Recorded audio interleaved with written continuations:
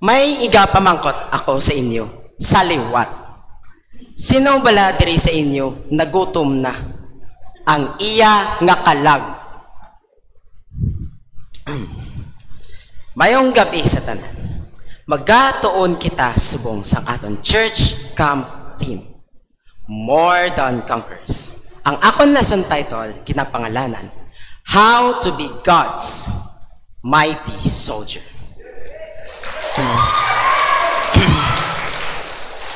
Okay, mag-start kita. Kung ikaw isa ka sundalo ni Kristo, ikaw nagakakulba sa iya. Nga, siya ang imo nga master. In Psalms 111, verse 10, nagasiling nga the fear of the Lord is the beginning of wisdom. A good understanding have all they that do His commandments. His praise endureth forever. Ang Psalms 111 verse 10 nagasiling nga ang kakulba ta sa Ginoo amo ang ginahalinan sang aton kaalam. Kag ang nagahimo sang iya kasaguan amo ang may maayong pag-intindi. Ang iya pagtayaw magapadayon sa gihapon. Para kay sino iya pagtayaw? Para ini sa mga nagabuhat sang iya kasuguan. Kadto kita sa akon experience. Kabuhi ko sang una, sang wala ako gakakulba sa Ginoo. Nakakomit ako, there's this one time nga, nakakomit ako sang sala. Madako nga sala. Para sa akon, kay sang una, para sa akon, okay lang na magkasala ka, basta mangayo ka lang, sorry, patawaron ka lang din sa Ginoo. Kay gali hindi. So that time, nakahimo ko sang grabe nga sala. Nga feeling ko, left out, ginbiyaan ako sang Ginoo. So, dito nagsugod ang akon kahadlok. Ano ayhan ang iparusa sang Ginoo sa akon? Nagapangamuyo ako nga gakudog-kudog nga may kakulba kung ano matabo sa akon sa sunod nga adlaw. Long story short, in the next day, I'm surprised nga wala ako parusahan sang Ginoo. Instead, nangita siya pamaagi para ako maluwas sa akon nga sala nga ginhimo. Namely, nagpadala siya sa mga tao, which is Pastor Ivan, Sir Edgar, kag ang team overcomers, kag ang akon family mismo. Sila ang reason nga nagagatindog ako diri sa atubangan, nag-preach sa gospel. Now, ato kita sa to the point, why we should fear the Lord. Nga kinanglan ta kahadlukan ang Ginoo. Because it is said that by fearing the Lord makes you aware of what your actions is. Kung may kakulba ka sa Ginoo, butang ta sang side nga may nagakakulba sa Ginoo, kag wala nagakakulba sa Ginoo. First side, wala tay may kakakulba sa Ginoo. Ano ang ila ginabuhat? Nagahimo sila sang bagay without knowing, without thinking kung ini makasakit sa Ginoo ta nga si Jesucristo. Nagahimo sila sang sala na doktrina. Nagas-decide sila sa sala na dalan. Nga feeling nila, ay okay na to okay na to. Tsakto na to nga kon. Now, kadto kita diri subong sa nagakahadlok sa Ginoo. Ang nagakahadlok sa Ginoo, nagapanumdum, kinasulod sa utok, kung ini makasakit sa Ginoo. Kag, ikaduwa, kung sila ang magahimo sang desisyon, nagapangita sila sa maga-advise sila. Nga ano? Nga Kristohanon may nabalaan sa mga kasuguan sa Ginoo. The children of this generation should learn how to fear God or the Lord. Nagakinanglan nila magkahadlok ang mga kabataan subong so that they could be aware of what the world influences them.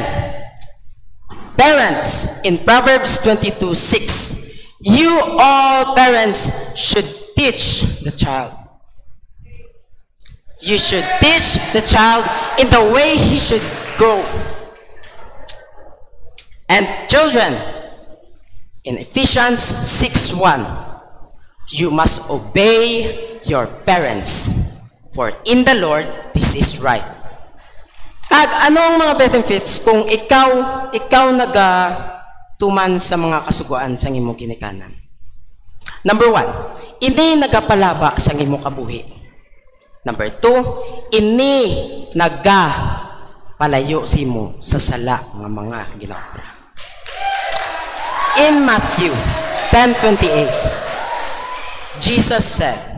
Jesus tells us to fear God rather than people, knowing that God has a power to judge us eternally.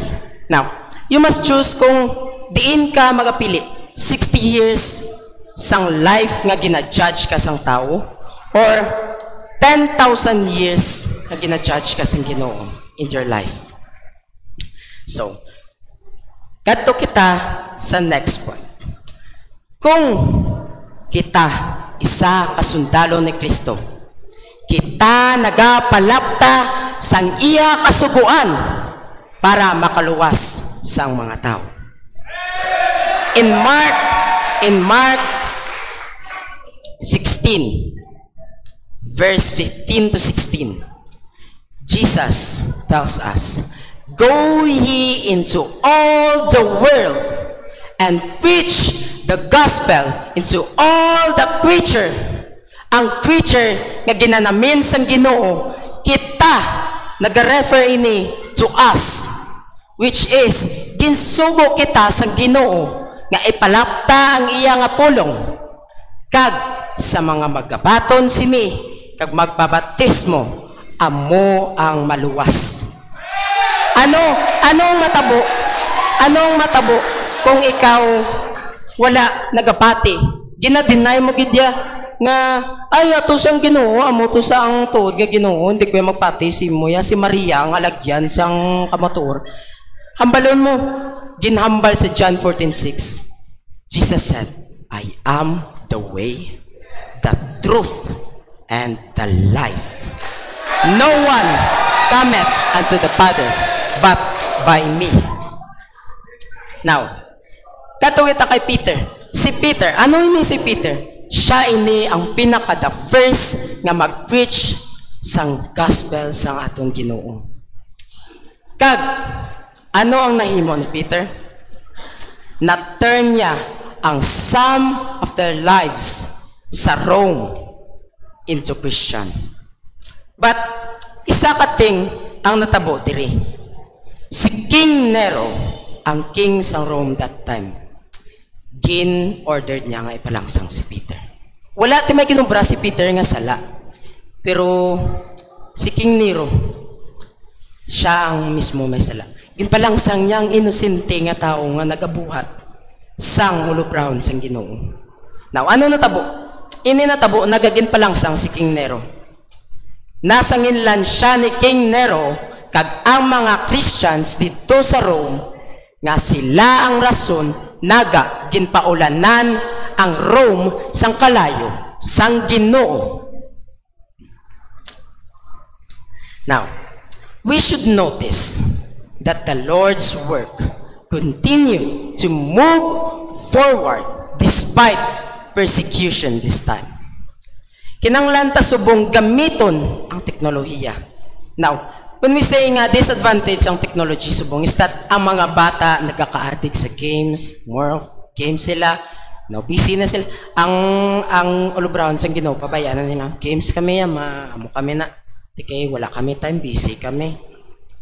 Now, we should use the advantages of technology this day. Sa maayong rason tayo ni gamiton. Let's take this opportunity, my sisters and brothers in Christ, nga mag-share sang gospel sang Ginoo. While there is no persecution in this country, we should take the opportunity. We need to save more lives. For saving more lives is at a cost. Like Jesus did. Lantuan niyo bala si Jesus? Si Jesus nag-stands as a messenger from God to us. Nag-stand siya, kay siya nagpadala sa mga mensahe sang Ginoo. Mga dislikes, kag likes sang Ginoo. Jesus was sent here by God, the Father, to die for our sins. To die for our sins. Para pagalayo kita sa sala nga dalan, kag tudluan kita sang gospel. Now, kay ara na dire ang gospel sa aton. Ari na sa aton ang gospel sang Ginoo. We are now the messengers of the world. Now, kay ara na sa aton ang gospel, ginhatag na sa aton ang gospel, the whole world is our responsibility. Nga sila responsibilidad ta. Kay kita ang ginhambalan ni Jesucristo sa kasuguan niya. Balik sa Mark 16, verse 15 to 16. Ginsugo kita nga ini palapta sa bilog nga kalibutan. That's why naging job ta ini, naging obra ta ini to spread the gospel. Now, in conclusion, how to be a mighty soldier of Jesus Christ. Number 1, you should fear Him, for fearing Him gives you wisdom. Number 2, you should share the gospel. By sharing the gospel, we could save lives and can claim a reward into heaven. Now, na-notice nyo, ang duwang nga points, connected ni sila usually. Kinplano ko nga i-connect. Ang number 1, di ba nagkakahadlok kita sa Ginoo? To gain wisdom. Now, kay may ara na kita wisdom, we can use that wisdom to share the gospel. Why not? Anything is possible through God. Now, for our finishing line, if you are a soldier of Christ, you conquer our enemy, not by the sword, but by the every word that proceeded out of the mouth of Christ. Because, remember, our goal is to save lives. Mandamo,